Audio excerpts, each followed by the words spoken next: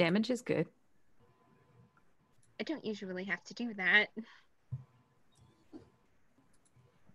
Yeah, depending on what you guys decide to do, this is a bad session to start without Agnetha. Yeah. So does she get immediately knocked out? How does this go? That's a good question.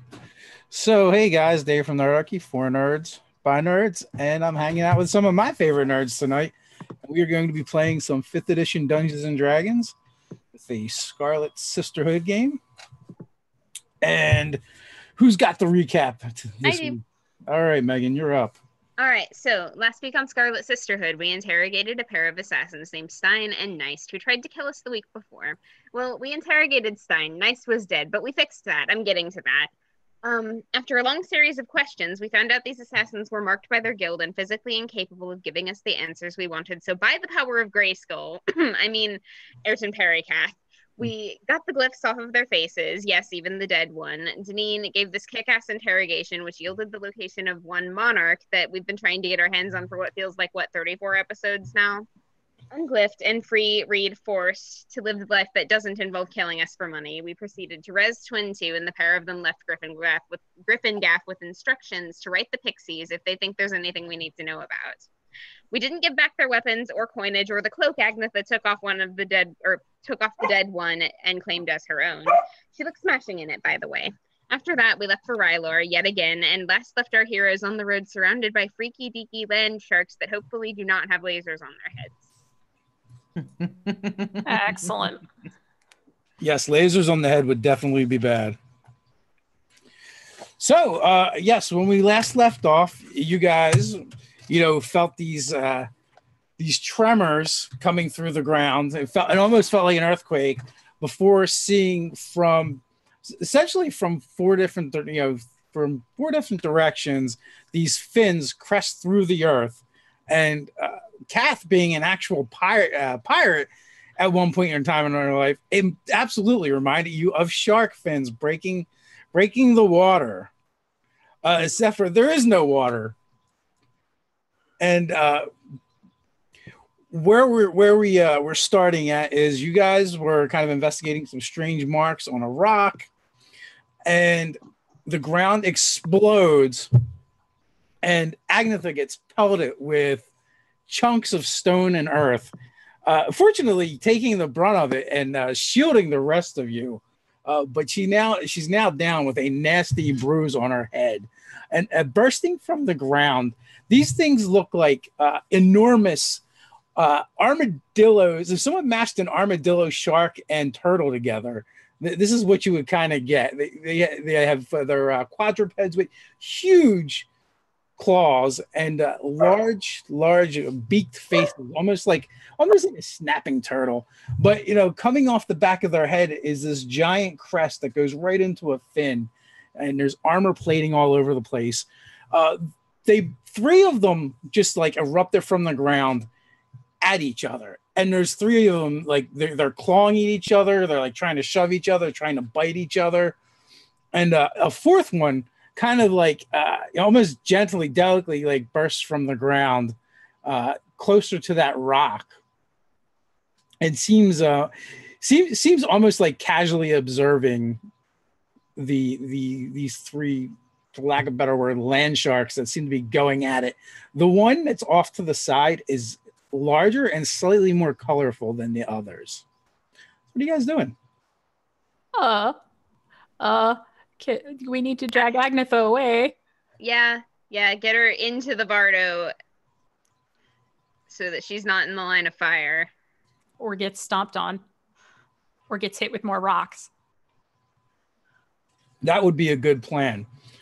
So how are you going? Kath, this means you. You're the only person. Yeah. You're the only person with a muscle between the three of us. Yeah, so Kath will run out, grab her, stuff her in the Bardo, and tell Arun to stand guard over the door. So how are you guys going about this extraction, and what exactly are you doing? How you do things will be very important. Oh, so she's in the middle of them and we're not? Is that the scenario? No, you guys are all off to the side. Oh, okay. But this like skirmish is going on like 15, 20 feet away. And because these beasts are so enormous, Like they're easily, twice the size of a horse. Ah, If they're rolling in a direction, it's like they're going to cover half the distance. that's really bad. I will cast the thing with the clicky in the fire. Why can't I say it? Prestidigitation? Prestidigitation. No, the other Thaumaturgy. Thaumaturgy. Yes. Oh, right. So The sorry. cleric one.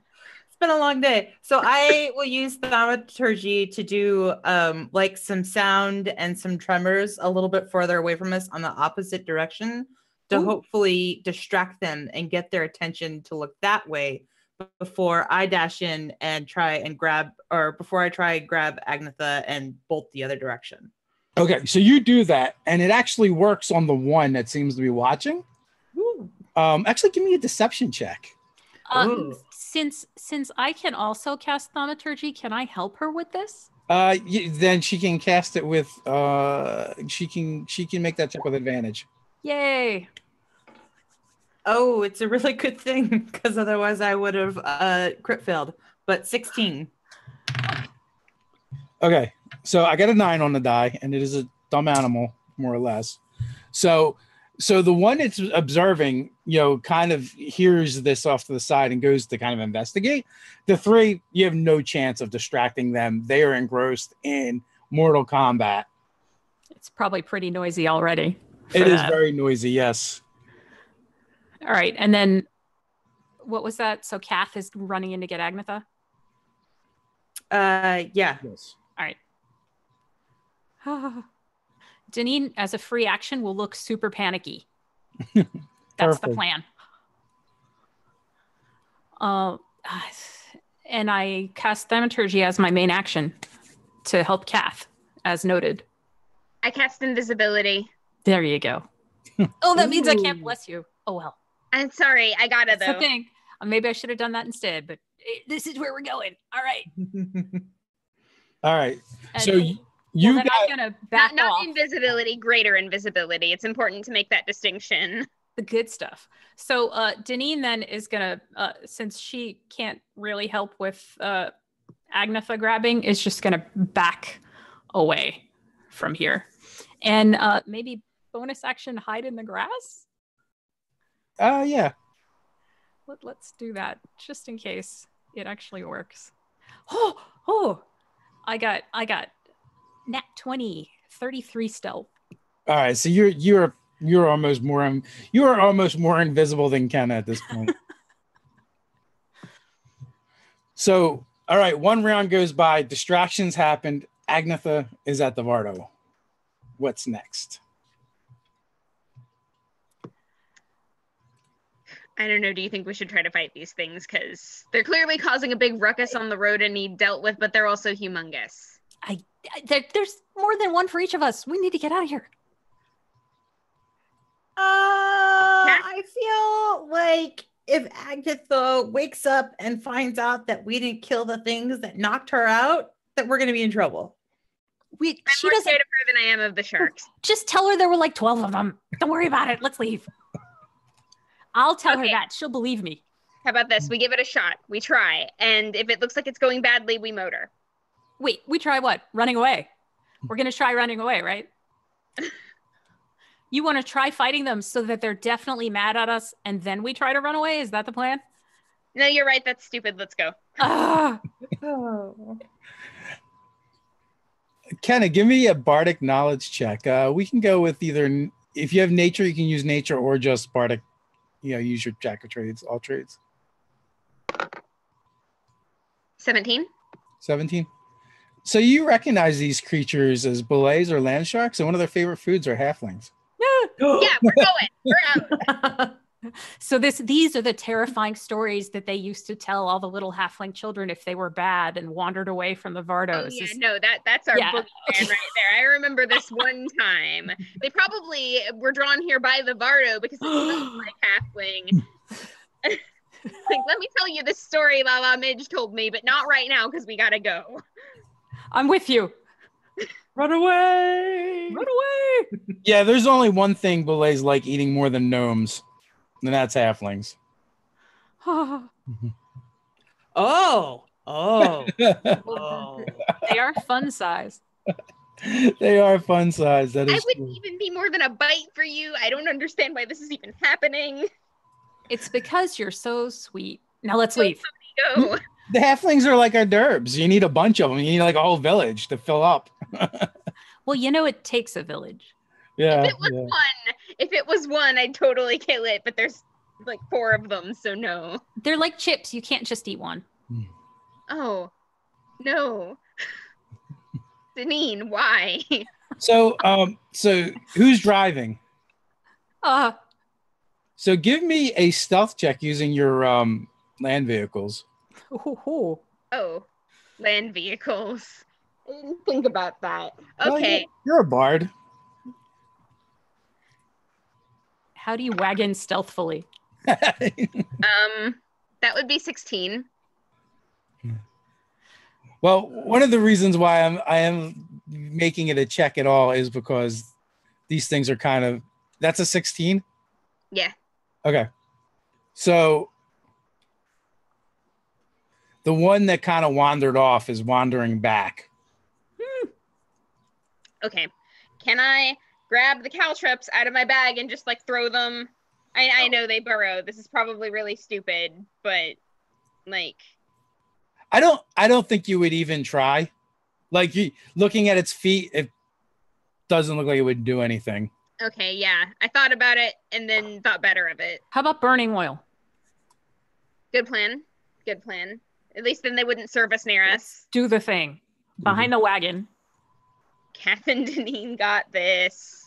I'm gonna take an oil flask and get a nice arc of oil behind the wagon and light it. And then jump back on. Nice. You do that, and you guys, I guess, get in the wagon and start heading off. The 3 are completely engrossed and don't seem to notice anything at all. But that 4th one, it kind of like goes up to the fire and like bucks back a little bit, and then cocks its head and it starts sniffing in the air. And Swearing under my breath in halfling. then it just like leaps 15 feet into the air over the flames. Deneen looks horrified again. And so you guys can roll initiative. It doesn't look like you're going to get away from this one. Okay. Oh my goodness. That would be 14. 22. Oh yeah. 5. I would be disappointed if you ever rolled over a 10. You know, I think Kat's nickname should just be Caboose. That's actually adorable. I like it. So it looks like it's going to be Deneen, Kenna, and then Kath. Oh, well, then Kath. Sorry. Okay. First things first, I'm blessing all the conscious people. Okay. You'll be blessed. All right. So remind me, that's a +4 to our rolls? D4. Yes. It's a D4. Dear Eleven, please help save our asses. Thanks Amen. and kisses, Deneen. Boom, you're all blessed. No atheists in the dungeon. I'm pretty sure that's how that goes. Yeah, you get a D4. You can add it to any attack or save. Ooh.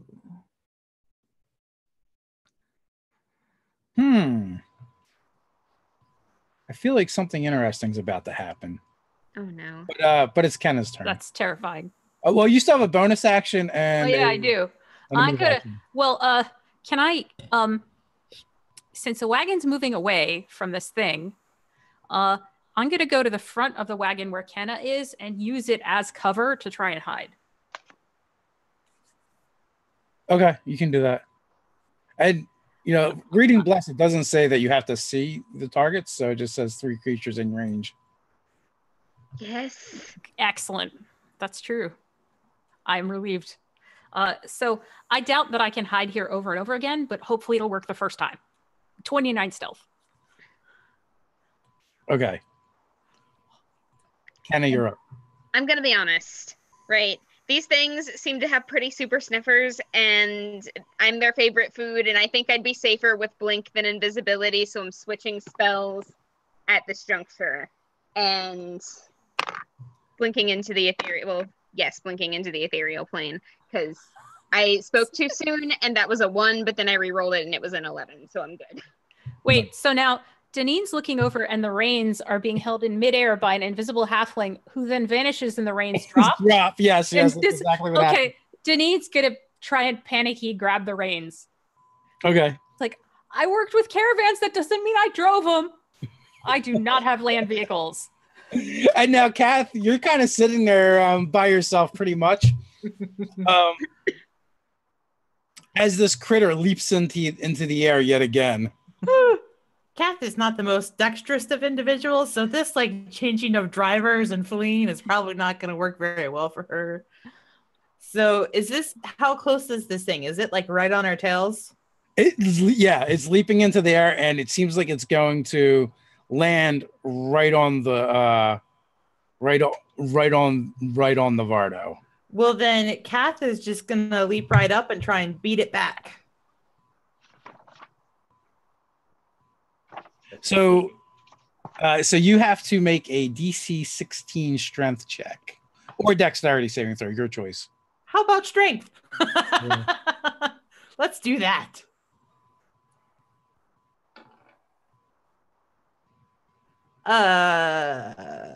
I'm gonna roll a 1d4 here. I don't think you can use it on a strength check. It's a saving throw. It's actually a saving throw. Oh, okay. Sorry. But it's a saving throw. Yeah. Then yeah, I make that. Oof. So I leap up and I try and just whack it back with my maul. So do I make an attack for that? So you can in a moment. Okay. So you're gonna actually take half damage. Oh. Once I find some dice. I'm playing D&D. One should grab their dice. Is that what you were rummaging for? Yeah, definitely rummaging for dice.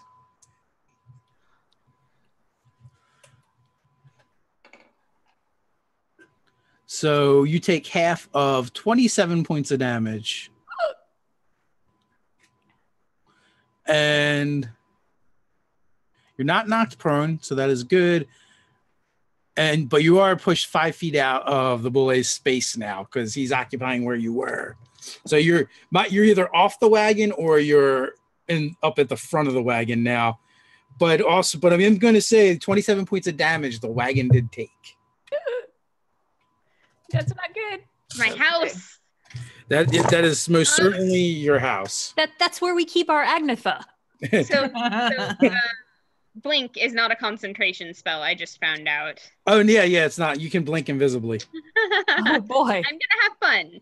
Yeah, that is actually one of my favorite spells to use. That's the trick of 5e, like figuring out everything you can layer. So this critter slams down on the back of the wagon. Yeah, and there's like chunks of wood go flying. There might be a bit of a moonroof. And Kath is up. All right. Well, Kath is gonna hiss and snap her fingers, and as my reaction, I'm gonna get him with Hellish Rebuke. Okay. Is that a dex save? Yeah, it's a dex save. The DC is 15. Yeah, he definitely does not pass that. All right. Then he takes 13 points fire damage. And then I will follow up with my normal attack. I'm going to take a swing at him with Pigpen. 25. 25 will absolutely hit. All right. Then he takes 18 points of damage from that, and then I'm going to follow it up with a level 3 smite because I do not appreciate this. For another 17 on top of that. Okay. So yeah, you smash some of those plates. They're metal like plates on the back of its head. And it's on fire. And you've scorched it a little bit. So is Arun galloping along then? I imagine he would be. I'm sorry. What does Arun do? Oh, would you get lost, cat? Sorry, he keeps like stepping on my keyboard and sending random messages to people. He is going to do. I'll have him do a charge attack. Ooh. Let's see. So he sees the shenanigans going on, and he's pissed that this thing attacked the Bardo. And so he just kind of lowers his head and paws and snorts at the grout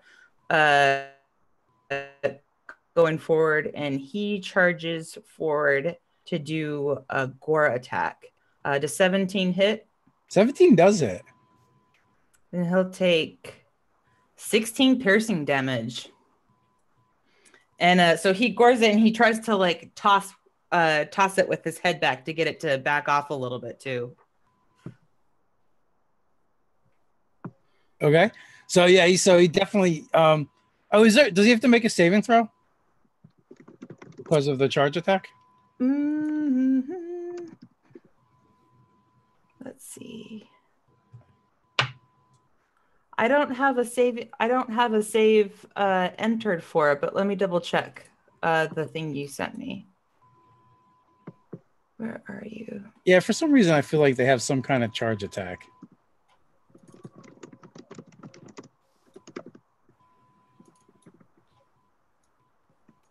Let's see.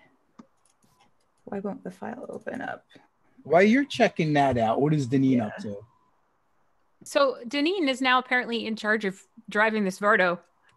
So I can't shoot with one hand. I guess I could chuck a dagger. Is it within 5 feet of Calf? It is. All right. I'm still hidden. I'll just duck around the edge, chuck one of the daggers. Let's see how that goes. You probably like stand in the seat or something, and because it's like hanging off the back. Exactly. That's 27 to hit for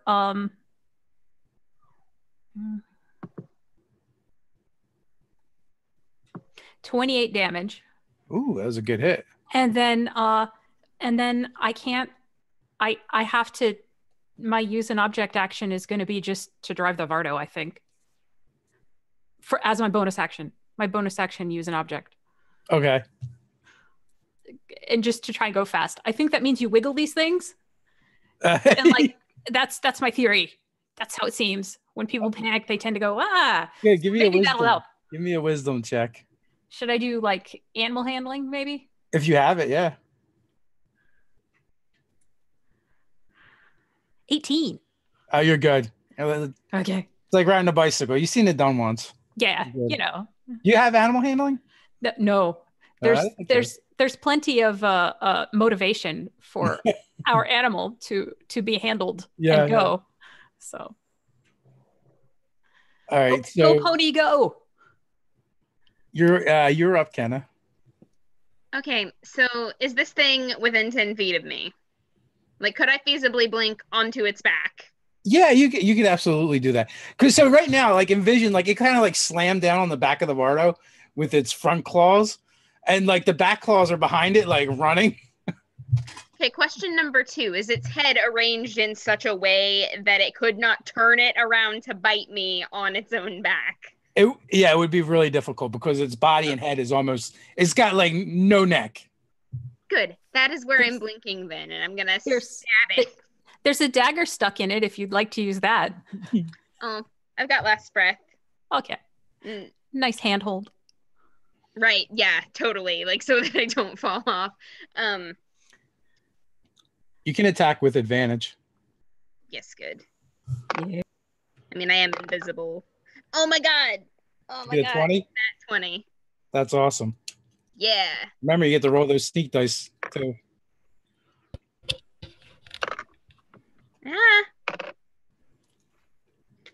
15 damage. Yay. 50 out of 6 dice?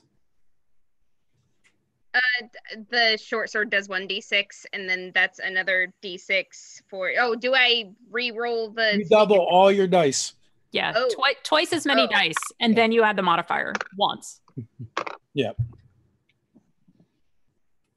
Okay, so that's more like 25. Okay, Yes. it sounds better. Yeah, so you actually find a spot between the plates, and apparently when Kath had hit it, she had cracked a couple of them too. She had hit it so hard, and you take your short sword and drive it right through, and then you give it a little extra at the end and drive it right through this thing's pea brain, and and then for a little while it just kind of slumps dead and it's kind of being drug, and then it just slides off the back of the Vardo. If you give me an acrobatics or dex check, you can just run across its dead body back on. Let me see. So that would be 23, I think. Oh no, I actually have acrobatics. That's like 33. Yeah, so you do it with style. Not that anyone sees it. Right. But you like, still know. Kath, that's true. She's invisible. Like panic singing very loudly in a high-pitched, like almost operatic voice to give Kath a bardic inspiration. Nice. So, essentially, 2 more rounds go by before the fighting behind you, before you stop hearing the dins of battle. But you guys have put quite a bit of distance between you and the creatures. Oh, Can I have like grabbed Deneen's dagger on my way off the creature? By the way, like You could have, absolutely, if you wanted to. I'm probably going to recall it, but you Yeah. can grab it. I didn't realize it was that dagger when I grabbed it, so I'm just. It's all good. It So I'm with the reins, and this dagger comes out of nowhere and gets handed back to me. Ah! Sorry, I forgot, and then I stopped being invisible. The Vardo is definitely going to need some repairs. When you're invisible, we would never know if you fell off. It's just like I know, but man, those things, and they eat halflings, and this I know. Vardo was my mother's, and it's the only thing I have of hers, and I just butters my biscuits. I didn't know that. That's so sad. You want to go back and get the pieces? It's all splintered. I mean, like we can patch it with other wood. It's not that big a deal as long as it gets better. I mean, it's the spirit of the thing, a home's a home. Huh. She's like telling you this, and you're looking back, and like the whole like corner section all along the back is just like ripped off. It's more like a flatbed wagon at this point. Is the whole top gone? No, not the whole top. Just a good portion of it. What about our sugar bowl of containing evil, or is it the flour? Is it the sugar or the flour? It's the flour. It's the flour. Okay, like, is the flour still standing? You go and check the flour pot, and it seems to be okay, and you open it up, and there's like, and it looks like someone made an evil grin in the top of it. Put the lid back on. Whatever an evil smiley face would look like, that's what it looks like. My favorite thing about that is the flour doesn't actually even do anything. It's just our default dumping space for things we think are bad. For evil stuff. I'm convinced. I'm utterly convinced that I saw an evil face in the flour. However, I do some like holy symbol of El-Even on myself to ward off evil. That seems like a reasonable thing to do. Good thing I was blessed, because you never know. You never know. We still got Agnetha. We still got a rune. Like, everybody good. Is Monty okay? He's still sitting there, like, doing his doggo thing. Hey, Kath. Yes. I think the flower is haunted or possessed or something. Don't tell Kiana. Can you know more about this holy stuff than me? Can you do something about that? Are you legitimately concerned? I looked and there was like an evil face. See, we've put a series of evil or potentially evil objects in there for like safekeeping, and maybe it might be kind of contaminated by evil. We don't really know. I just go take a look at it. You can like see evil. Go look. Okay, so Kath takes the flower and she holds it up to her head and she shakes the canister and she casts detect good and evil, and as she does it, so like rust kind of falls from the outside of the canister as she's casting the magic to see if it really is evil. What have you guys put in there again? Is there something in there right now? Didn't we put that rock we got from Maglin in there? What's his name? Maglin. Yeah. Sorry, Maglin. R.I.P. I'm pretty sure that we have since gotten that identified and know that it's not going to cause us trouble, but I do think we put the signet rings in there. That's true. And my daggers were in there, but we know the daggers are safe. So Deneen is clearly overreacting.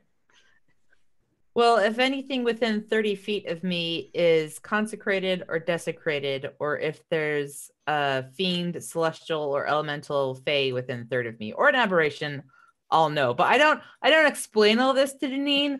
I just give it like a good shake, and presuming that it's not desecrated, she kind of goes, I think it's fine, Deneen. You think it's fine? I mean, yeah, it's okay. Okay.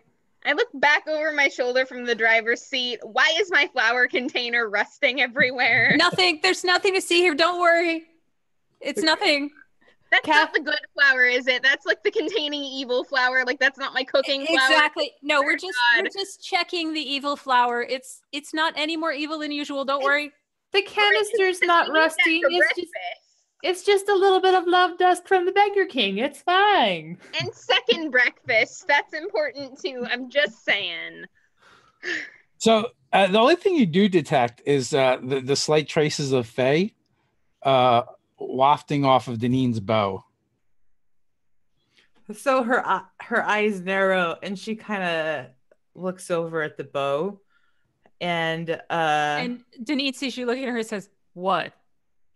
What's with your bow? What? My bow? Oh, my bow is fine. It's a bow from my bow."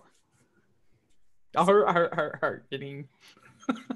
No, my husband gave me this bow. Sorry,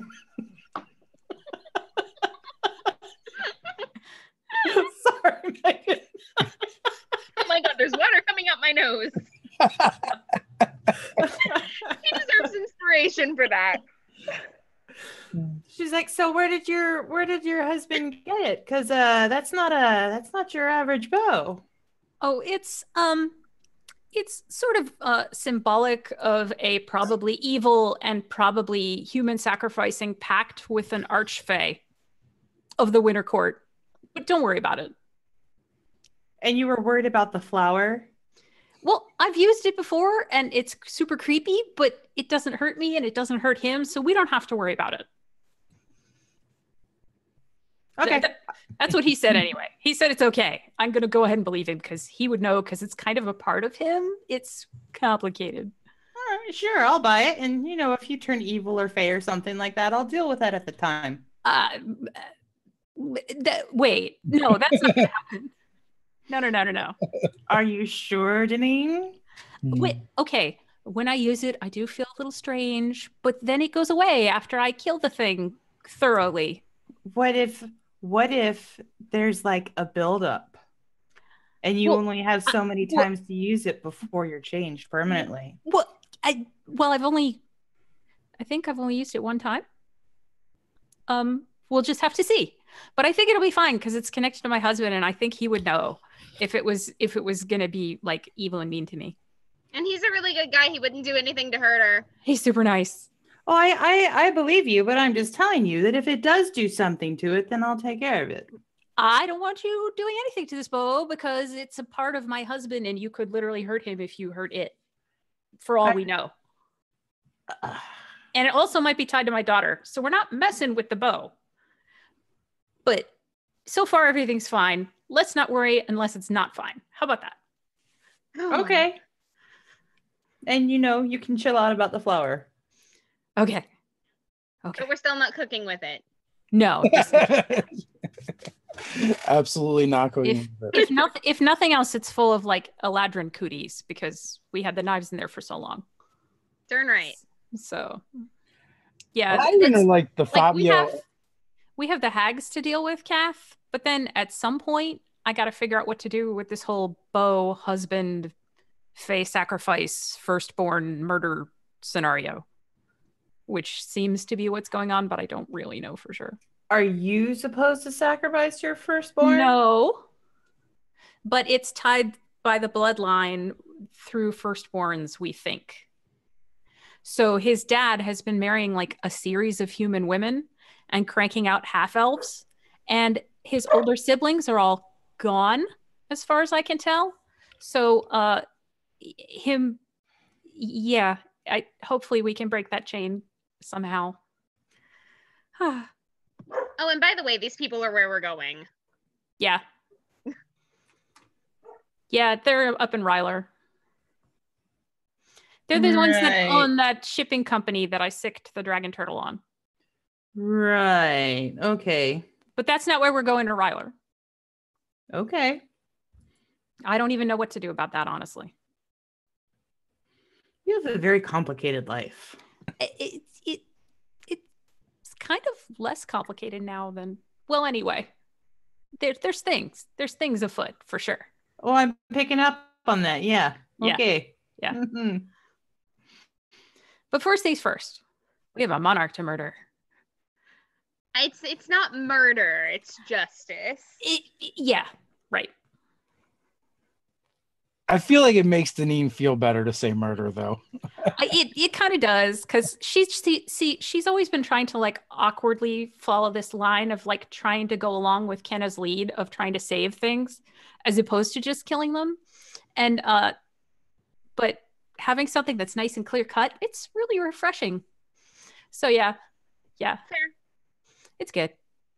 All right, if you want to use murder, we'll use murder. I'm not particular about the wording, as long as he gets dead. It's actively deading a person.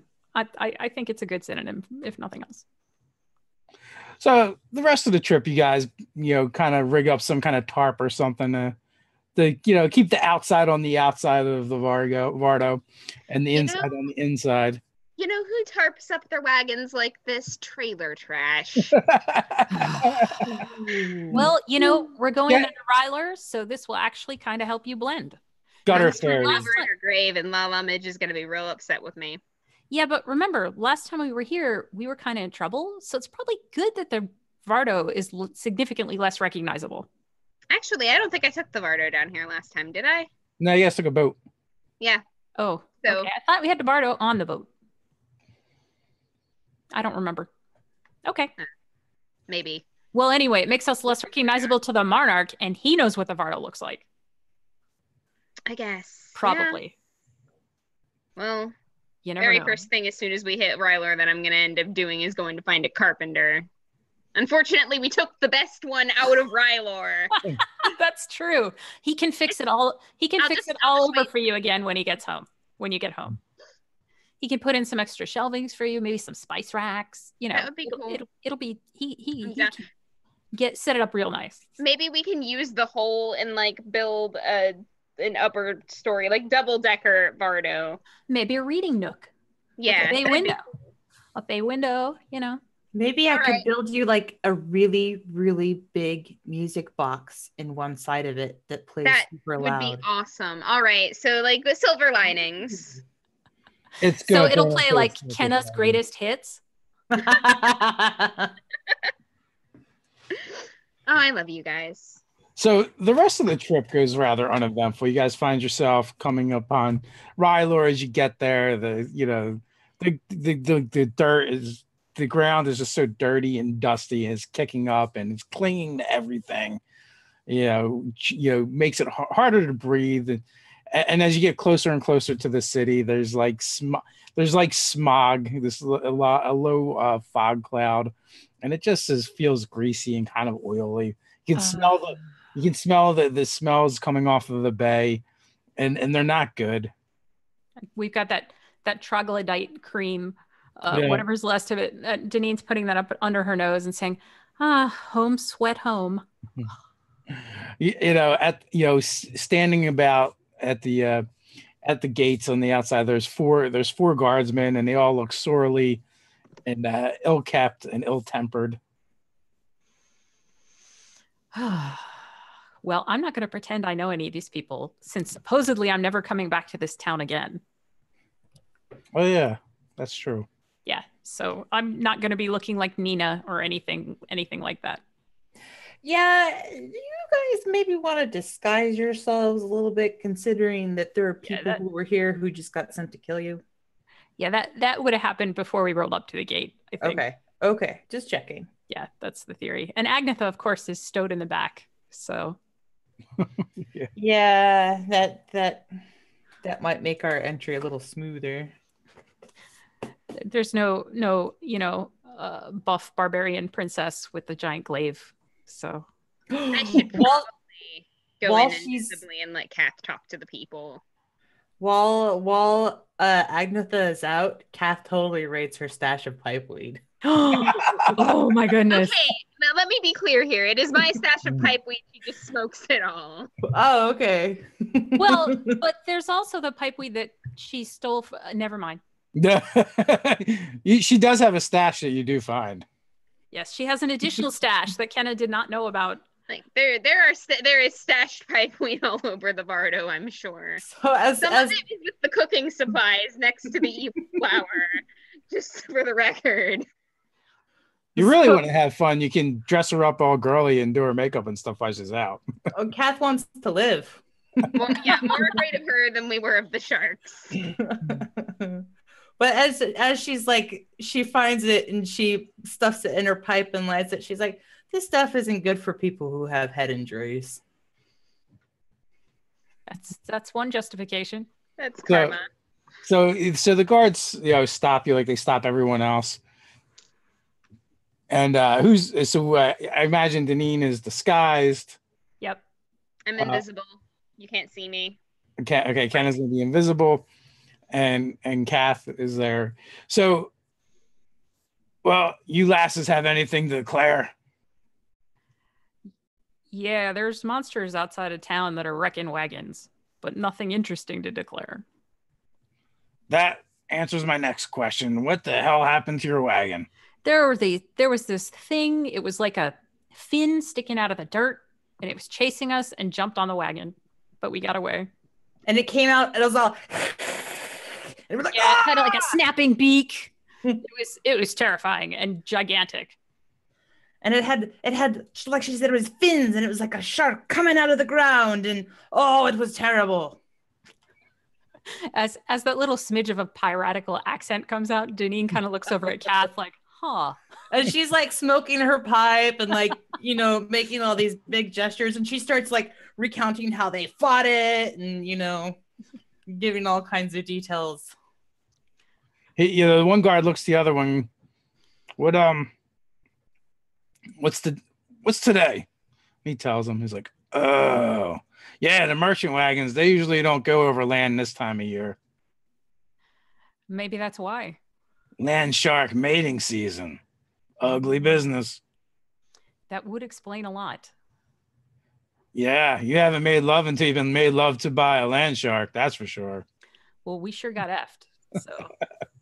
Back here in the back, invisibly rolling up a doobie because I cannot handle this so Do you have personal experience with that, do you? Nope, don't get out of the city much, but I've heard tales. And we know the schedule. Caravans don't come through this time of year. They always come across the river. Well, we got to go in and get our wagon fixed. So Deneen counts out what she considers your standard issue bribe for the guards, which you might charitably consider a toll, and just sort of casually stretches to sort of hand that over to them. Mighty obliged. Go look for Billings.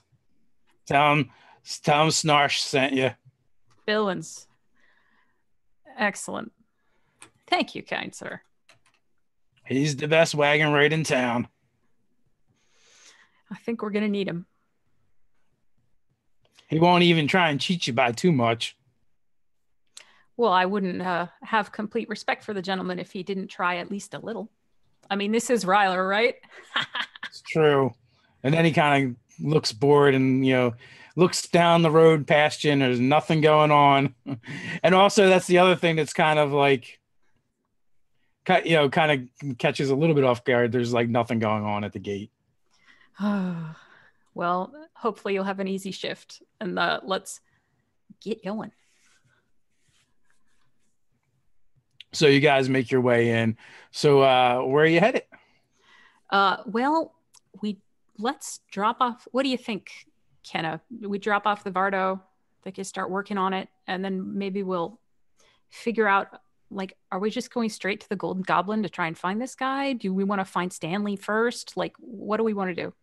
And we don't know how long how quick we're gonna need to leave town after we go to the Golden Goblin. Right. So probably hit Stanley up first. And yeah, man, I'm all right with just leaving the Bardo here. We got this. Okay, so start the repairs immediately. Mm-hmm. And then go look for Stanley. Good. Man, I miss Stanley. I miss him so much. I'm sure he misses us too. All right, so you head over and you're familiar with Ryler enough to find where you need to go without much trouble at all. And there's a overweight, portly, bald guy with smudged aprons, wearing a smudged apron. He's got a workman's belt on with tools, and he's actually coming in the door as you guys get there. He's rolling a big wheel by with you and stops, and he stops and tries to juggle the wheel and grab the door at the same time. I will walk over and open the door for him. I'm probably still invisible. McKin is not operating on all thrusters right now, so. Well, that was like half the trip ago. Unless you were you were deliberately invisible to go into town. Got it. Okay. But I think it only lasts like 10 minutes or something, I think. Well, has it been more than 10 minutes since we came in through the gate? Well, it took you some time to get over here, yeah. Okay, cool. Then I'm just going to open the door for him as normal halfling. Even though Deneen can get you through town at double speed. That's true. You can get through town at double speed. But it's a big, horrible town, and it's hard to get through at the best of times. So. And in a wagon. So, yeah. So you talk to him and negotiate back and forth, and he says he can get it all fixed up for you for 15 gold. 15. Do you want Kath to be all intimidating? No. We want him to do a good job. I'm going to hem and haw about the 15. Like, that's a whole lot. You say, but I can do it for 12 and a half. We really do need it done well. This is our livelihood after all. How about I round it up to 13 and some silver. Split the difference. All right, you drive a hard bargain, lady, but times are lean here in Ryler, especially for wagons around this time of year. Yeah. Well, it's important to us, has some sentimental value, and if we like the results, maybe you'll get a tip afterward. And so he's looking at the wagon, and he goes, yeah. What on earth did you do to this thing? Land sharks, man. Land shark mating season. And Kath launches into the same dramatic story that she told the guards. Yeah, there be land sharks beyond. He's like, them land sharks be killing my business around this time. Yeah, I'm telling you. Like, we're not popcorn chicken. You guys are lucky even to make it to the city. Every time we come here, gnolls, land sharks, there's always something. Yeah, that's why I stay within the walls. I mean, it's a shitty place to live, but it's relatively safe. You know where to keep your head down and where not to stick your nose. I get that, but that's also why there's, a few coins to be made in caravan work. So, we do have some goods to unload. And there's, of course, unconscious Agnetha back there. Yeah, what are you guys doing with Agnetha? He's like inspecting the damage, and he goes, you have somebody in here sleeping. She'd probably sleep right through the repairs, man. It's all right. Just to clarify, she's not the goods. Yeah, but if she wakes up and there's this random guy here, she's going to kick his ass. So we can't. We'll just maybe her a room at an inn or something. Yeah. Yeah. Yeah, maybe we can just kind of like leave a note. either Kath, we can carry her to an inn. Either Kath will carry her, or she'll have Arun carry her to an inn, and we can just kind of put it, like That you sounds said, good. put her to bed with a note, and leave like some ale or something, so that when she wakes up, she can have a drink and she'll feel better. Right. 3 mugs of ale. And just so it's not too suspicious looking that we've got this unconscious woman slung over her shoulder and we're going, I'm going to stagger along like I'm drunk. And like, that was such a party. I thought she could hold more liquor. Mm. Yeah. So that's the. I'm only half pretending to be drunk. Well, you did have that giant doobie earlier. So I did, yes. There That's you why go. I'm only half pretending. I will There leave you Agnetha go. one as well. She'll appreciate that. there you go. Well, let's tell her the land sharks took her stash. Ooh. Well, we lost a lot of stuff when the wagon was broken up. Yeah, like a lot of stuff fell out of her pockets when she got knocked out, and we tried to pick everything up, but we were running away. Okay, guys, like, respect the stash. Like, there are lines that you just don't cross, and messing with somebody's stash is one of them. Like, I would not be a true blue halfling if I didn't draw the line somewhere. Denise keeps her yap shut.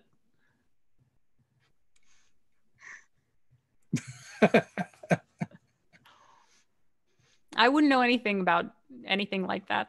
Stealing is clearly wrong, and she gives Kath a significant look. Hmm. These are so weird. That being said, when Kath put Agatha to bed per se, no one else was there. No one else in the room that we got? No. Or at Before the that, tavern? with her stash, no one was there to see her snake the stash if she did. Because Kenny was driving the wagon. Okay, well then Deneen doesn't even know anything about it, and we didn't have that conversation. Right. Never mind. Okay. Hypothetically. So, all right. So your ruse of being intoxicated seems sufficient in Ryler, mainly because most people just don't care. Right. So which tavern would you like to go to get a room? One of your old haunts, a different one? Oh, I don't want to put anybody I know at risk. I don't think I can go to any of my old haunts. It's so sad, though. Find the one with the least amount of roaches. The least amount of roaches. That's the one. That's the one you guys plan on going to later. The Golden Goblin. Yeah. So we can't go to the Grungy Goblin. We can't go to the Golden Goblin. We can't go to the Blue Hyena. Let us Let's go. see. What else do I know here? I don't know. I don't want to go to Cyrun's place. There is the Cherrywood Chalice. Goblin. The what? Cherrywood Chalice. Oh, that sounds Cherrywood fancy. Chalice. It's can't go to the Rubber Scum. Yeah, how about the Cherrywood Chalice? That sounds it sounds classy, so maybe they pretend. It is, it's on par with the Blue Hyena. Maybe maybe slightly better. That sounds promising. When you get there, outside the door is the signage is a goblet kind of carved with 3 cherries on it, and the sign is actually painted too. The cherries are red. Ooh, see, classy. This is what passes for classy in Ryler. So you're definitely able to get a room. So after you procure the room, what is the plan? Well, okay. So we were talking about visiting Stanley. Okay, the way in from Bellini's burned down, so we would have to go in the other way, which was through that warehouse, right? Mm-hmm. Yeah, whichever way you guys came out. Which means we have to sneak into a warehouse. It's not like you guys haven't done that before. Right. Yeah. It was an abandoned warehouse, so probably won't be a problem. I snuck into a warehouse that wasn't abandoned at one point. Agnetha isn't here to back this story up, so I keep it to myself. To collaborate. Well, to be fair, we thought it was abandoned, and normally, hopefully, it would be. So, and then what else do we have to do in town? I mean, I don't want to bug Cyrun unless we absolutely have to, even though I appreciate the warning. Maybe I'll send him a message saying thanks. But I won't sign it. I'll sign it a particular way and he can figure it out. Okay, we've got Stanley. We've got, of course, the Monarch at the Golden Goblin. There's my in-laws. Can you think of anything else?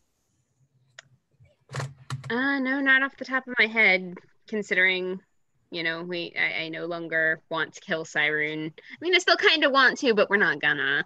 I don't get it, Kenna. You know, you're willing to give all kinds of monsters and people and creatures a second chance, and Cyrune did nothing but keep deals with us. That's not true. That is not true at all. He walked in and started putting everybody under the boot, and he did try to. He was threatening to kill me, and he was threatening. But it was business. He had to do that. You don't understand how this stuff works here. I just don't like the look of it. I mean, I do. I really like the look of it, but I don't like his general vibe and stuff. But he did help us, so I get it. I don't blame you. It's how, compared to how things usually go in Ryler, the fact that he kept his word in any way and sent us information is like an astonishing degree of trustworthiness for a Ryler person. What you're saying is the paramount of like what qualifies as respectful behavior here is not the same as it is everywhere else. Yeah, it's like you got to think about what desperate people do to survive and what they're willing to do. That bar is like super low of what you can, I mean, reasonably expect of people. And so when they actually go out of their way to do something nice, it's like it counts extra. So what you're saying is I need to check my privilege. Kinda. Okay. I mean, he's a mob boss. He's in a good spot, but he didn't get there by being super generous to people that don't have leverage. All right, that's fair. I will say no more about it. I'm not saying we gotta like super trust him or anything, but there's worse people to have a solid deal with. No, you're probably not wrong. That's all. And he probably won't try to eat your face. Yeah. It's the little things. Little things. He doesn't strike me as the kind of guy that would sacrifice a series of firstborn children, for example. Yep. Not a lot of people come out of Ryler and are as with such sunny dispositions as myself and Lala. Right. So is the plan now to go see Stanley? Yes. Yeah. Okay, so you guys sneak in, everybody will sneak into the abandoned warehouse fairly easy and retrace your steps. You walk through the dark tunnels and sewers of Ryler to come to, the chasm where up ahead you can see the light in the distance through a doorway. It took some finagling to get to this spot, but you finally do. Hey, Stanley, don't shoot. It's us. And the leering face of Stanley comes into view. You see this giant smile that's just lined with jagged teeth, like almost like looking into a shark's maw.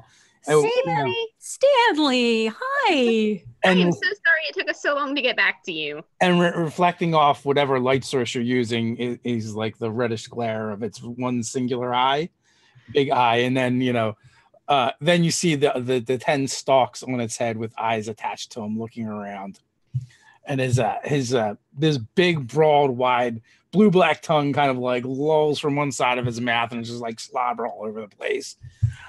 Greetings, my friends. You've returned. Yes. We brought a new friend that you're going to love. Kath, this is Stanley. Stanley, this is our friend Kath. She's pretty awesome. Cheers. Yes. He's wearing it's a spherical creature with eye stalks ringing his head and the wide shark-like mouth and the single eye, except for adorned by the top of his head is a tiny bowler hat, which he moves one of his eye stalks and he raises that hat raises up and kind of tips to you and then drops back down on his head. Nice. With his telekinesis, he tips his hat. Yes. Oh, perfect. And he comes to a certain point at the doorway, but he does not cross the threshold. So, Stanley, we've been researching how to rescue you. We haven't figured it out yet, but we do have some leads. And we also wanted to come by just to say hello, to let you know we're working on it. I have more chapters for you of the adventures of Mommy and Friends. And a couple other books. Yes, we brought you other books. And here's a drawing I did of you so that I could tell my daughter all about you. Look, what do you think? Does this look like you? Yeah. That's very good, very canny, very talented. I'm so sorry you're still stuck down here, but hopefully this will at least save you from being bored. Kenna, you have the Kenna has the observation feat. Yes. So you notice there's probably like more things here than there were before. And maybe you might notice some things missing that were here before, or at least not in sight anymore. So who's been down here? Well, I have to make contact at some point with people. Otherwise, I'm just down here by myself with nothing. Yeah, that makes sense. I don't know. I just want to make sure you're okay, I guess. I used to deal with Bellini. Well, I really didn't have a choice. But a nice young man stumbled upon me. And he comes back and helps me with things sometimes. Anybody we would know? What's he like? Human. Yeah? And you almost imagine him like shrugging shoulders that he doesn't have. And when he says human, he says it in a way that says that should explain it all. Is the monarch a young man, Dave? The monarch, no. Okay, just checking. You went to the exact same place I did. Well, Stanley, I'm glad you have other friends then. He's not like using you for anything, is he? Are you okay?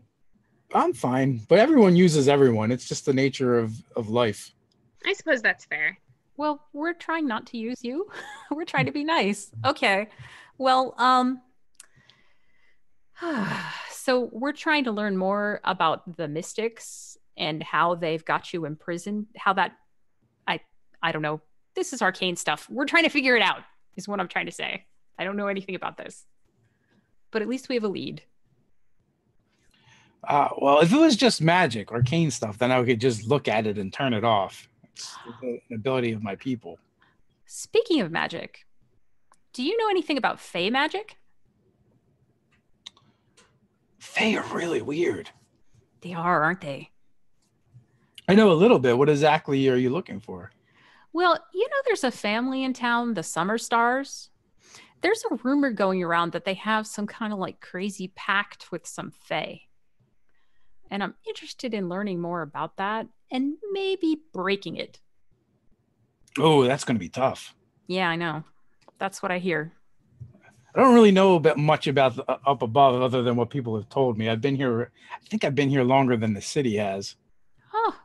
Wow. You've been trapped here this whole time. We live a long time. Well, thank you anyway. I hope you enjoy the new chapters. Oh, I don't know if you eat, but I have various new types of honey candy. Here's honey mint. Here's honey orange. Here's honey honeysuckle, which is a nice combo. And she just starts doling stuff out. So they start like floating in the air, and he seems to be examining each one and sets them off on a shelf.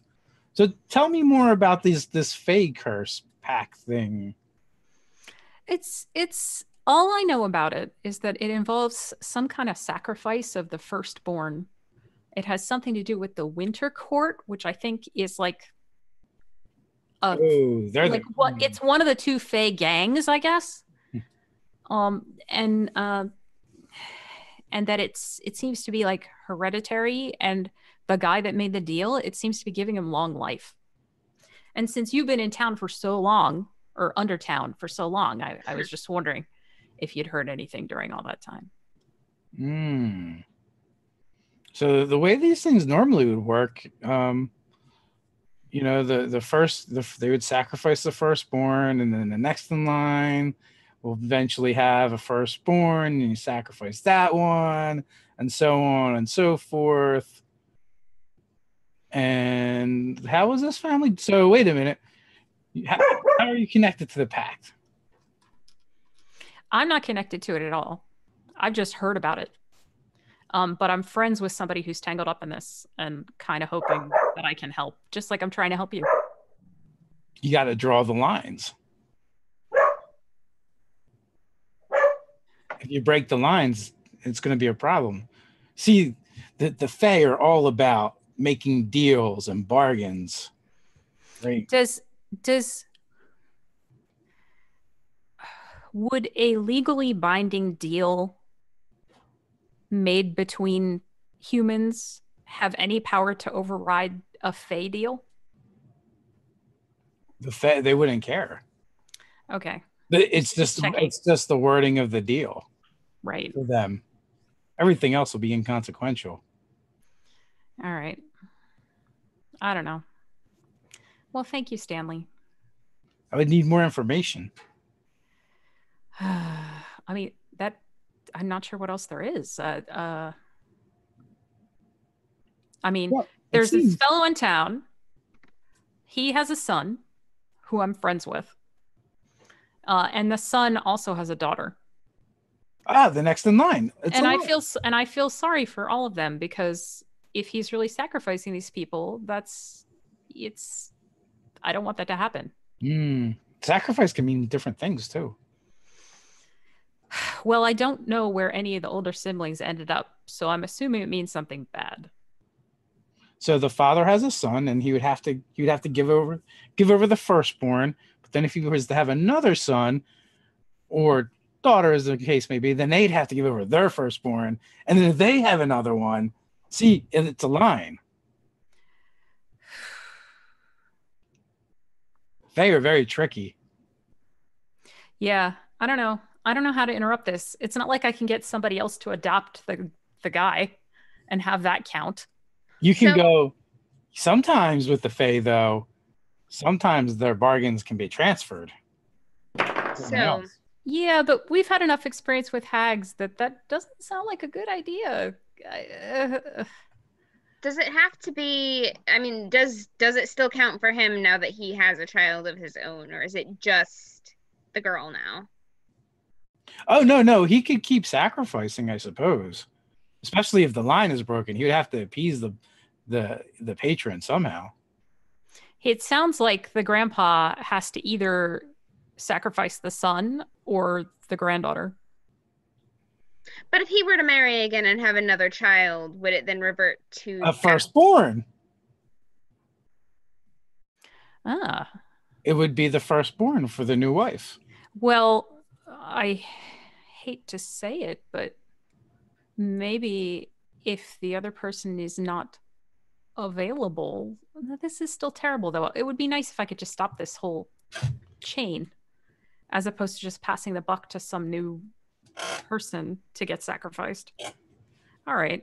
Well, you could renegotiate with the Fae. And he nods like his whole being. And then he kind of rolls his single eye because they're so reasonable. Exactly. That's what I'm worried about. That just means transferring it onto somebody else. And I'm selfish enough to not volunteer. Maybe you can go to their boss. I mean, these are my friends, but it's not like I'd give my life for them. Deneen, and she looks alarmed because she just said Deneen and she can't remember if she's supposed to use that name or not. No. Although actually it's in the pages that Stanley has. So of all the people in the whole town of Ryler, Stanley knows that name. That just occurred to me. Yes. Okay. So, anyway.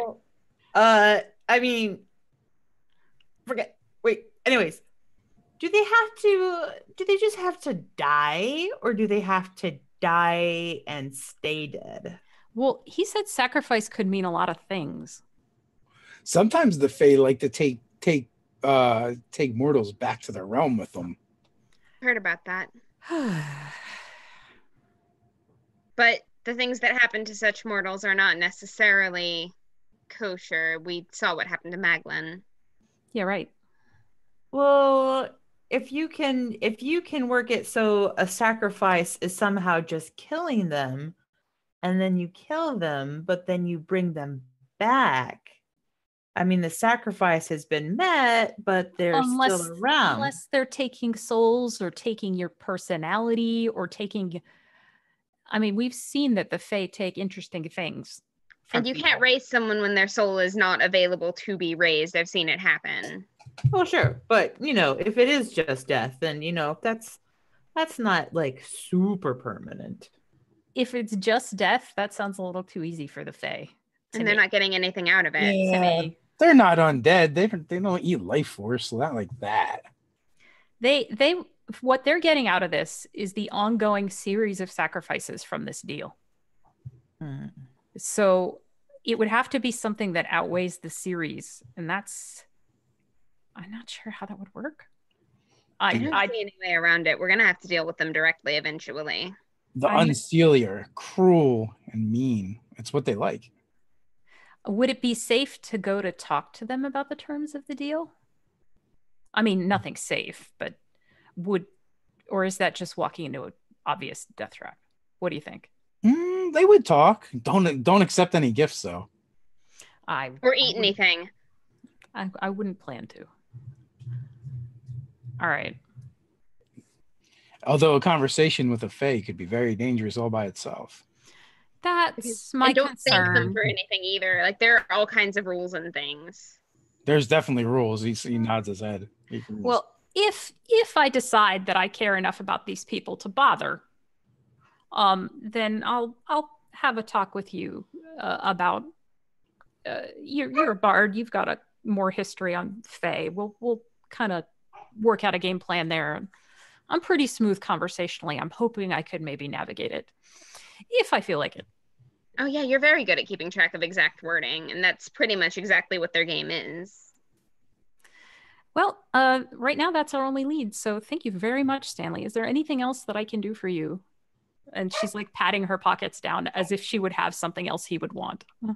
Yeah, he kind of just like looks longingly at the runes that are etched in the floor. No, not unless you have a mystic in one of those pockets. Well, we're still looking. We've got a lead, which is more than we had before. So, but meanwhile, we've got to deal with somebody in town who's been murdering a bunch of people. I hear there's a lot of that going around. Well, I mean, it's Ryler, but he does it outside town too. He's got like big schemes. The Monarch. Ooh. I'm sure his schemes cannot be that big. I mean, amongst my people, we are quite known quite well as schemers. Although it's hard for me to scheme in here. I'm not surprised. Well, I'm sure any scheme of yours would be subtle. I don't know. I feel like I've changed a lot since being trapped here. The only contact I really get is with people that wander in, and if I just kill them like we normally would do, they don't come back. It's really lonely. Well, it's got to be pretty boring.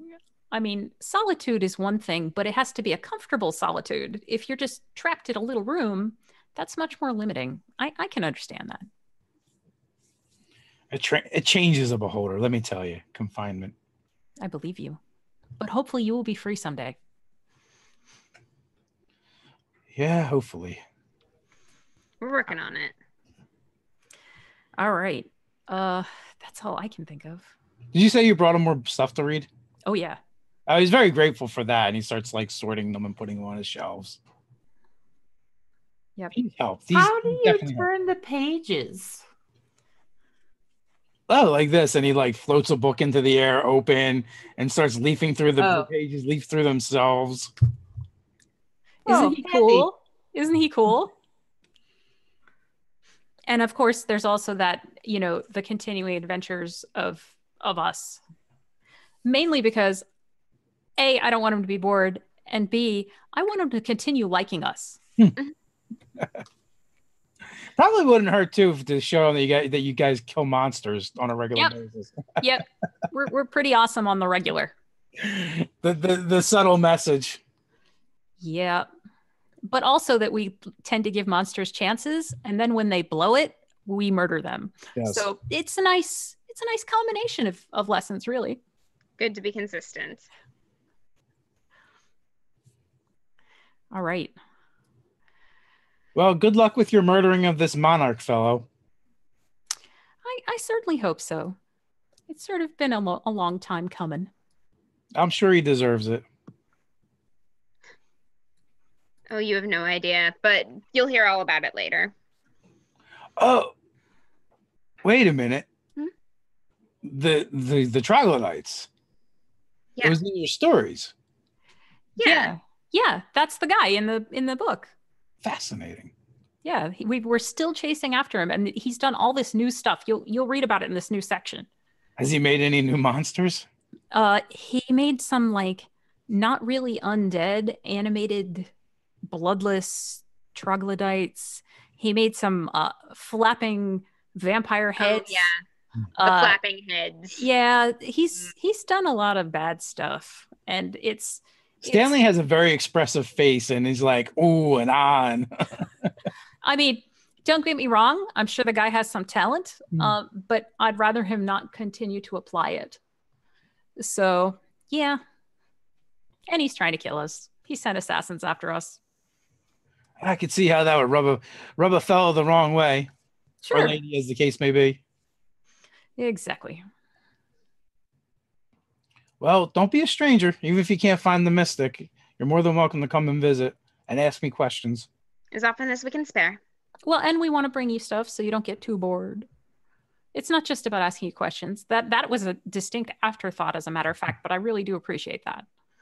Well, I've always enjoyed this stimulating conversation, and I learned so much over,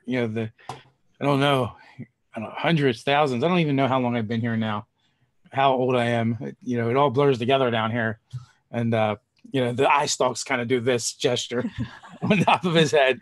There's all kinds of blurs down on here, and sometimes I even forget the stuff that I know. So it helps talking about this stuff. Well, clearly you know a lot, so thank you for sharing it with us. Well, we'll see you, Stanley. Until next time. So you guys easily retrace your steps and sneak back out into through the abandoned warehouse. You're such a nice beholder. You know my favorite part of that conversation was when we were talking about the monarch, and I was talking about killing him, and he said, "Well, I'm sure he deserves it," and he said it as if that fact mattered. I hadn't noticed, but you're absolutely right. Yeah. Either that he knows it matters to us, or maybe it mattered just on principle. Maybe he has principles. The fact is that he cares that it matters to us, though. Yeah. So I think that's sort of meaningful. What do you think, Kath? Isn't he great for a millennia old, super powerful, trapped monster? Eldritch horror. Yeah. I think there's 50-50 chance that he's the thing that finally kills you all. Well, he did save our lives, to be fair. But he just said that it gets lonely down there, and if he kills people who would visit him. But once you free him and he's not like forced to rely on the scant company that comes to visit him, Hey, Kath. I think there's a 50-50 chance either he kills you or we kill him. It probably wouldn't be us, though. How do you trust anybody that you don't have something hanging over the head of like that? I mean, he has given me no reason to betray him. He has given me no reason not to trust him. So until he does, I'm not going to. Oh, and by the way, if you recall, every time they mention Stanley, Agneth always loses her shit. Yes. It's probably just as well that she wasn't with us. Well, Kenna, you've got good judgment. I won't argue with you there. I would beg to differ at least 60% of the time, but we're trying. It's a gamble, but I mean, there are all kinds of mob bosses in town who are killing people on the regular. So, if he sets up a little dominion with his power, it's not necessarily going to be any worse.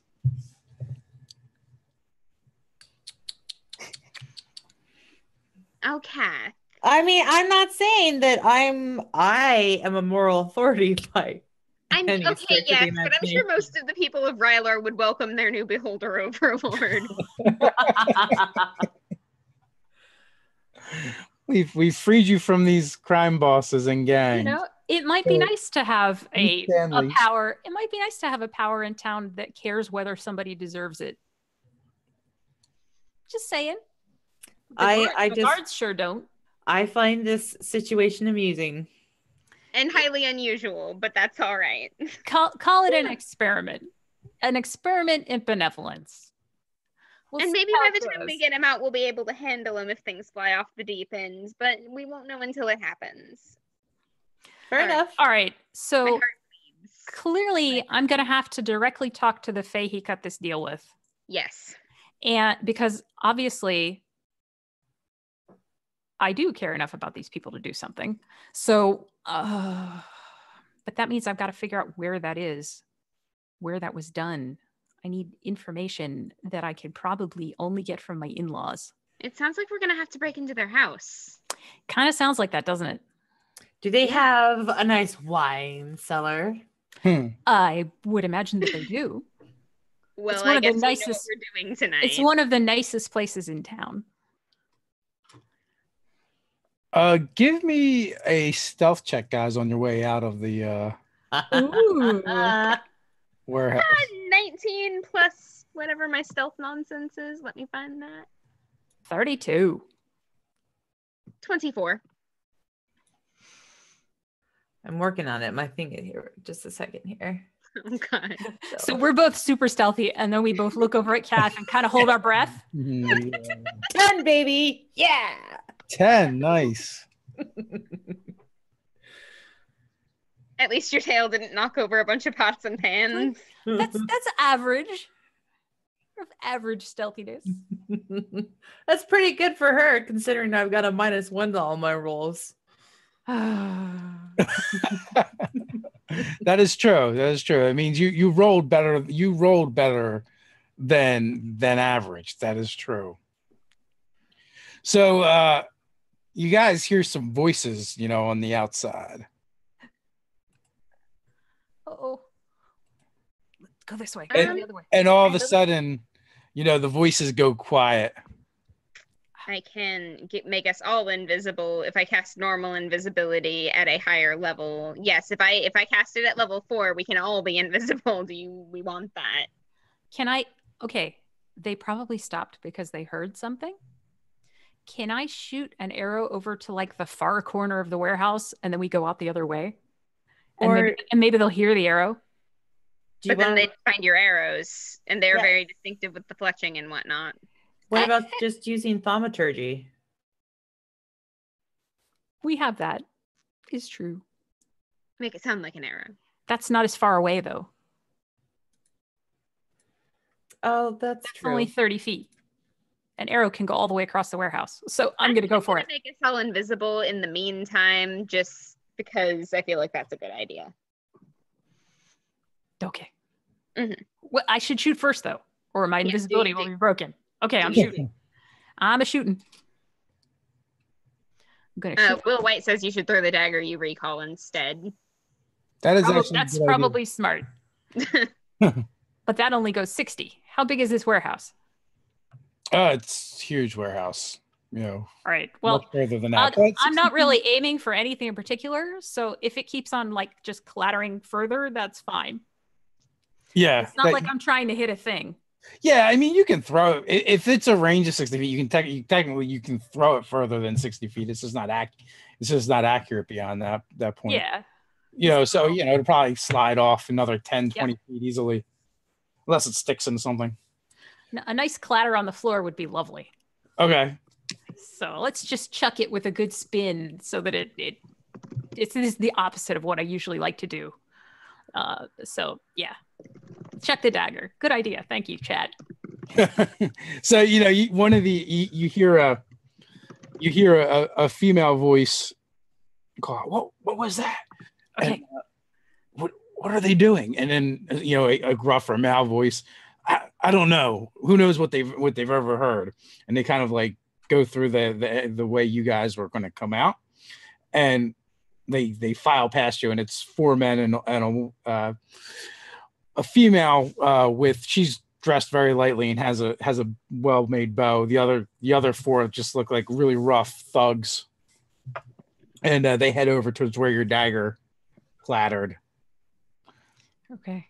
So that means they're going past and away from where we were going to get out of here, right? Yeah. Okay. Recall dagger. GTFO. Yes. All right. Make another stealth check, but with advantage, Kath. Ooh, yeah. Oh, just Kath or the rest of us? All of yous, but come on. Let's be real. 20. I got a mere 19. It's 10 with advantage. Damn it, Kath. Can I put guidance on her? Does that work for stealth checks? Yeah, it would. Oh, only ability checks. Is a skill check an ability check? Yeah, skill check would be an ability check. Okay. Because the way they're listed, it's always listed the stat and then the ability afterwards. Okay. So you can add a D4 to that, Kath.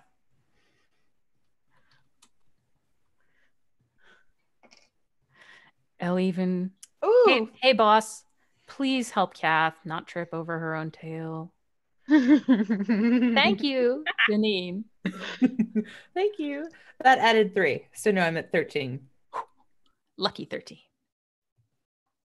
Depends on what the DC is. So it's the woman that speaks up. No, there's something over there. The way we came, we walked right past them. Come on. Let's just hurry. Okay. We can get out of here double. I can get them out of here double speed because we are not in combat. Let's just go. Yes. Kath is going to use thaumaturgy to do ominous whispers 30 feet back from the direction that they were a little bit.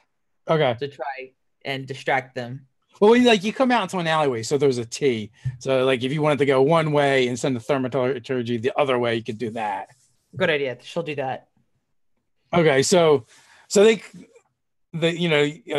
come out after you guys, and you can hear them. You hear whispering behind you, but between the thaumaturgy and the noise Kath makes, you can't really make out what they're saying. But you guys are able to get out of there.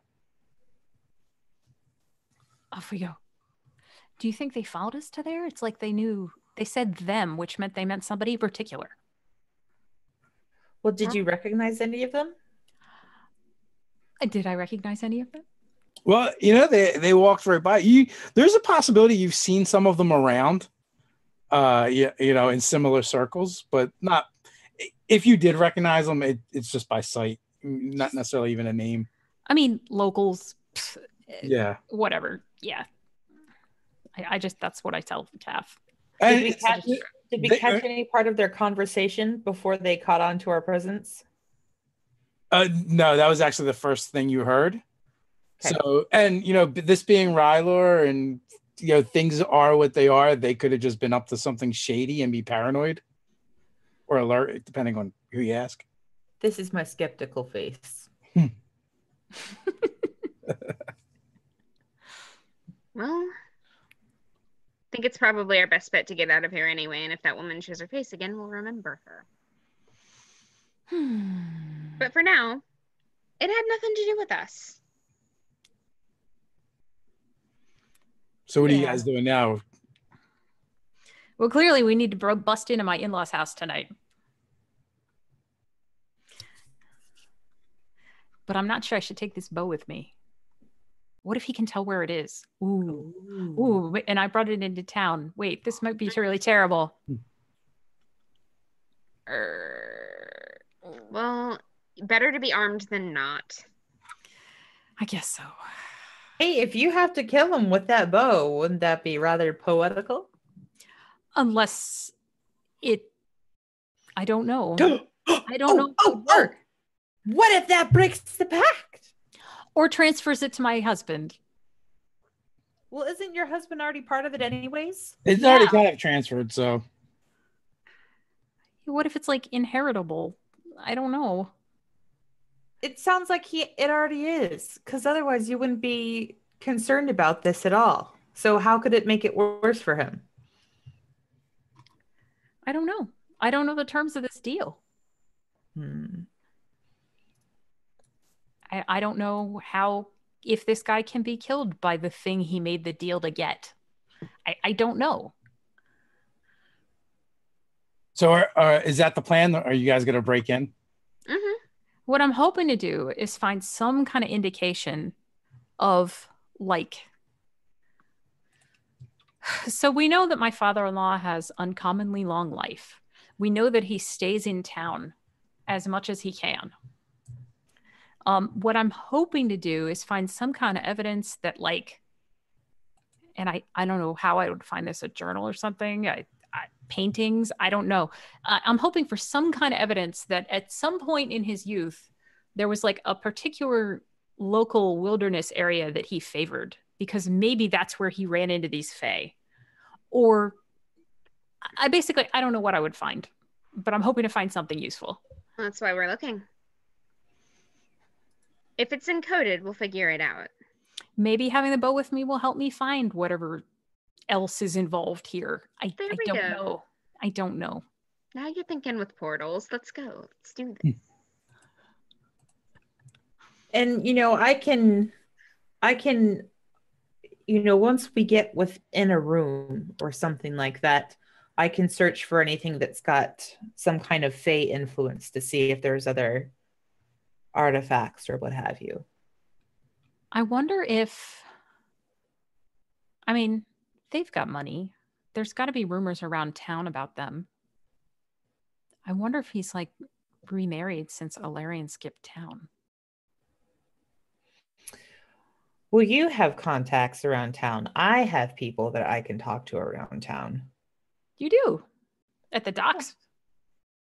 Well, at the docks or any of the port. So, one of the super awesome things about the Beggar King is that anywhere there's poor people, there's people who are kind of about him. Oh. So it's very easy to, get the feel or get some news or something like that. So this is like his town.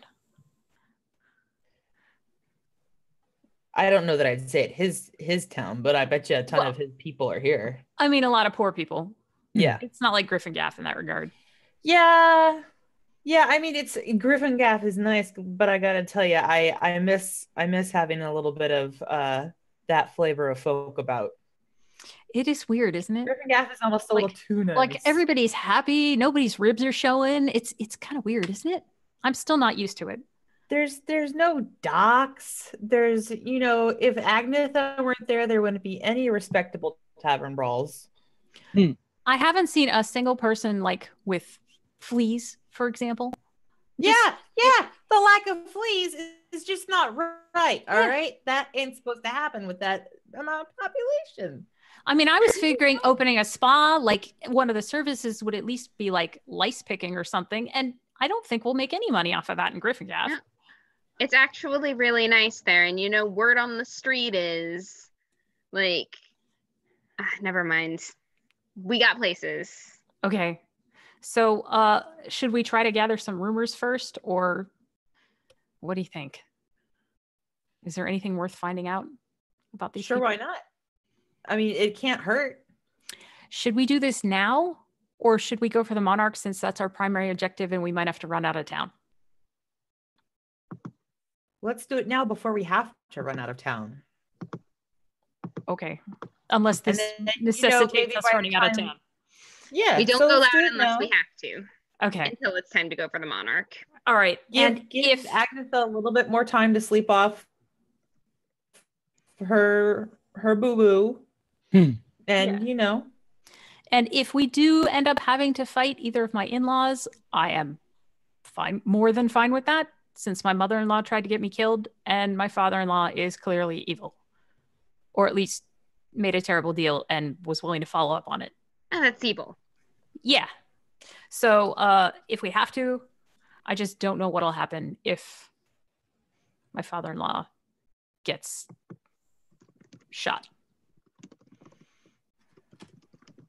You said he's super old. Do you think that he might be like super powerful? Does he use magic? I don't know. I've fighter?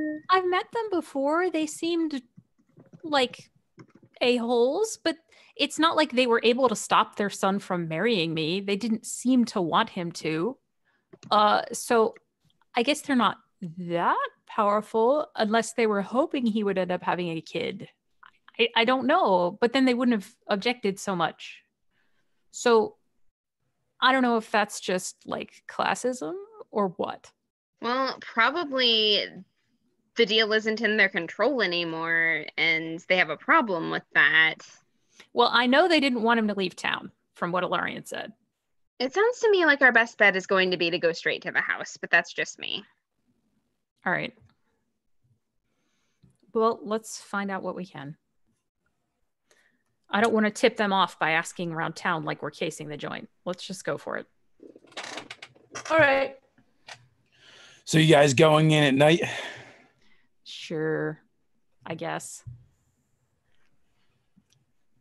Okay. So they're well-to-do. They do have some men-at-arms that they employ. Not many.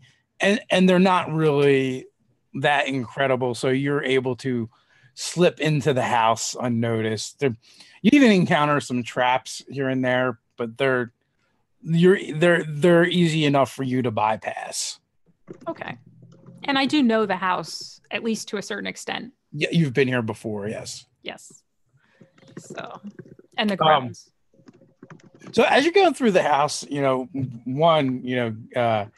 they're very wealthy.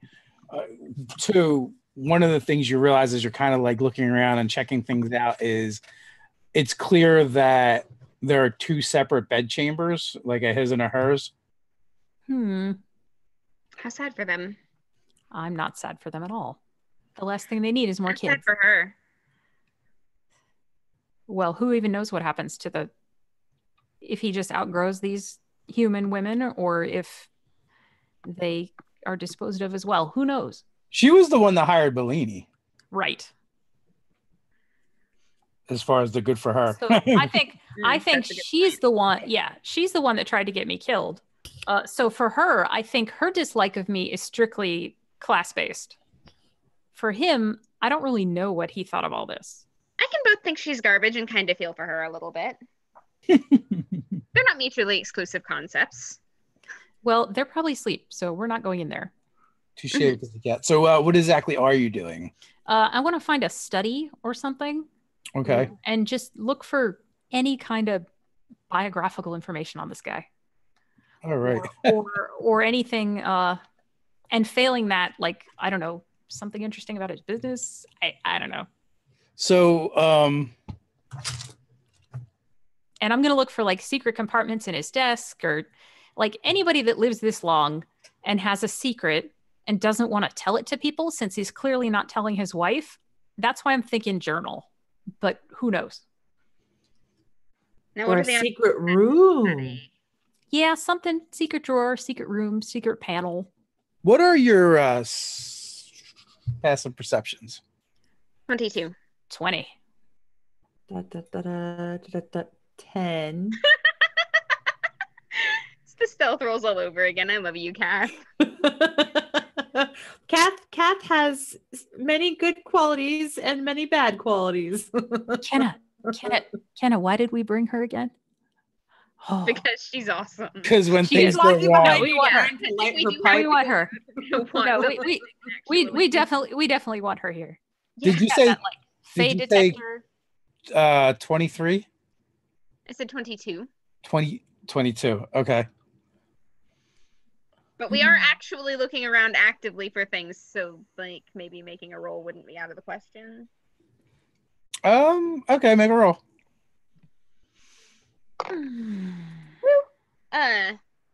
25. Is this investigation? This is perception. Oh. I don't have advantage, do I? No. Okay, I get a 15. I got 19. Okay, so I'm very perceptive, Kath. Yeah. Kind of give me an initiative roll.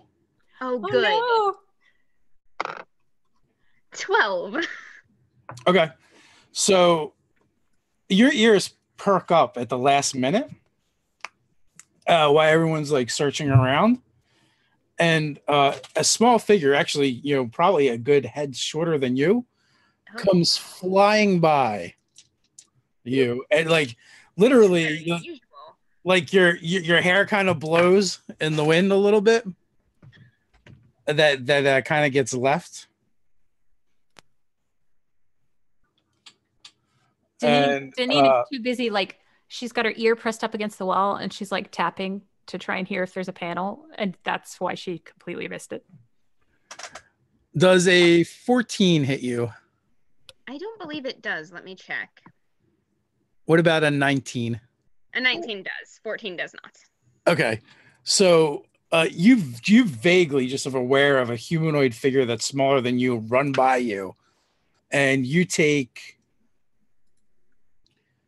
14 points of damage as just like wounds open up on your thighs. Oh crap. And then, whatever it was, it like ran into the study and then buzzed right out. You can make an attack of opportunity with disadvantage. Right. Oh, that was even worse. 9. Yeah, you swung, but you don't even know what you swung at. I just punched and hit the thin air. The other two of you guys, you barely even registered what even happened, but you think you hear a little bit of giggling. So there's like a breeze, a little bit of a giggling, and I get to glance over at Kenna. I'm like, Kenna, she's swinging and bleeding. Yeah, there's a thing. Is it like a little kid, maybe a little mud? I really doubt it. Oh, blessings all around. This doesn't seem good. Let's do that thing. All right, so you guys drop initiative. Yes. Do I keep the 12 or do I roll it? Yeah, you can keep your 12. Dear L Even, please help this turn out okay for us. Thanks. Okay.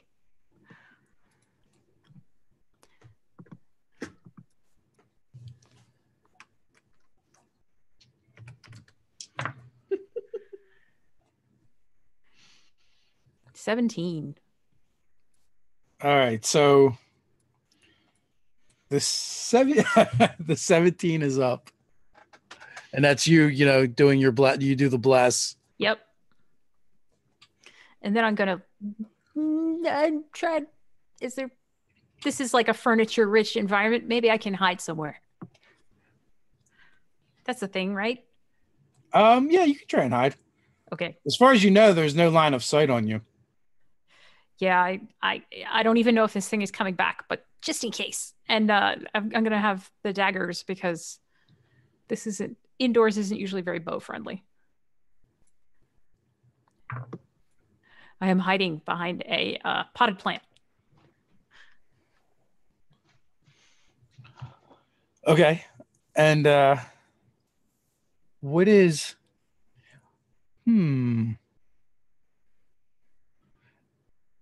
So, give me a wisdom save, each of you. DC 13. Remember, you're blessed. Plus D4. And you're all standing close to. I failed. If that matters. Even with the blessing? Even with the blessing. Kenna. Kath failed too. 18. You're fine. I passed a save in a fight scene, Dave. Yeah. It's a red letter day. I forgot to add my wisdom score. It was DC, what? 13. 13. Okay, no, I actually got right on the thing. I rolled an 8, got 3 with bless, and then it's +2 for wisdom, so I'm good. Whew. Is Kath devotion or vengeance? I'm pretty sure she's vengeance. Okay. All right. So Kath is frightened right now. Oh, actually, halflings get advantage against being frightened. So. Oh, yeah, you're brave. That is true. Some call it bravery. I just call it being Kenna. Yeah. So the reason why I had to make this, you hear a baleful baying of some hound. It has a sinister and ominous tinge to it. Kath, you actually want to try and move away from the sound. Is that your inclination? Although you don't see anything yet, you're just completely on edge. And it also is your turn. Can I see this thing? You cannot. It came from the outside of the library, the study where you guys are searching. I am going to hold my action. And if I do get to see it, I'm going to use my channel divinity to do abjure enemy. Because it's got me pretty spooked. It does. So I'm pulling out the connection to the Beggar King here. Are you able to use your lay on hands on yourself to get rid of fear or the frightening condition? I don't know off the top of my head. No, it says it's a disease or poison. Or poison. Okay. Not so much the fear. Not so much the fear. Okay. And what does their abjure enemy do? So the creature has to make a wisdom saving throw unless it's immune to being frightened. On a failed save, the creature is frightened for 1 minute or until it takes any damage. And while frightened, the creature's speed is 0 and it can't benefit from any bonus to its speed. Okay. On a successful save, its speed is halved for 1 minute or until the creature takes damage. Okay, so your plan is to fear it back. Yeah. Excellent. That's an excellent plan.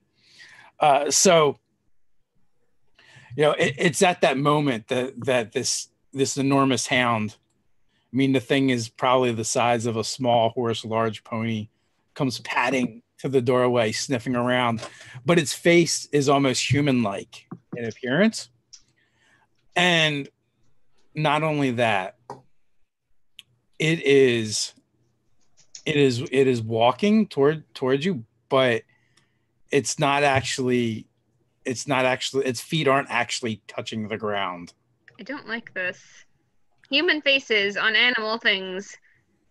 And it's letting out a low growl, and standing behind him is a figure from your past, Deneen. It is your father-in-law. Oh no! Bedclothes.